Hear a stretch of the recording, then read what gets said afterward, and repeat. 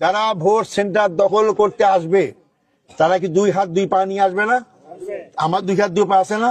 যারা আসবে তার একটা হাতও নিয়ে যেতে পারবে না। আসসালামু আলাইকুম রহমতুল্লাহ।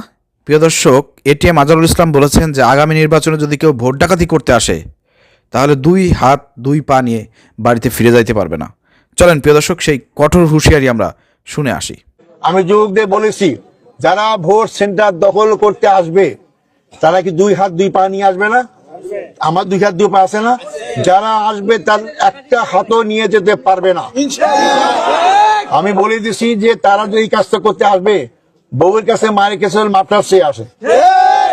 আমরা এবার কোনো সময় ছাড়বো না।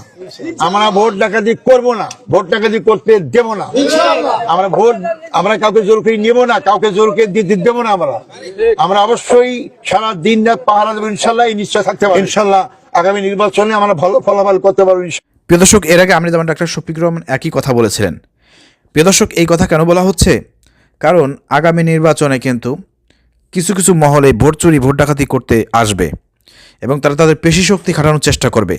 সেই ক্ষেত্রে আমাদের নেতাকর্মীদেরকে সাহস দেওয়ার জন্য এবং আমাদের নেতাকর্মীদেরকে প্রস্তুত থাকার জন্য আমাদের কিন্তু কেন্দ্র থেকে বলা হচ্ছে। কারণ ভোট চুরি করবে ভোট ডাকাতি করতে আসবে আর আমরা চুপ করে বসে থাকবো, এটা হবে না। ঠিক আছে? অতএব এগুলো আমরা প্রতিহত করব। প্রতিহত করতে গেলে পারে অবশ্যই সংঘর্ষ লাগতে পারে, আর সংঘর্ষ হইলে পারেই হাত পা এগুলো নাও থাকতে পারে, তাই না? বিষয়টাই হচ্ছে এটা। অতএব শক্ত অবস্থানে থাকতে হবে, যার যার কেন্দ্র পাহারা দিতে হবে। জামাত শিবিরের নেতাকর্মীরা আপনারা অবশ্যই অ্যাক্টিভ থাকবেন। যে কোনো মূল্যেই এই ভোট কেন্দ্র পাহারা দিতে হবে। সুষ্ঠু, সুন্দর, নিরাপদ একটি ভোটের ব্যবস্থা করতে হবে। প্রশাসন তো থাকবেই, পাশাপাশি আমাদেরকেও থাকতে হবে। এটা হচ্ছে মূল বিষয়।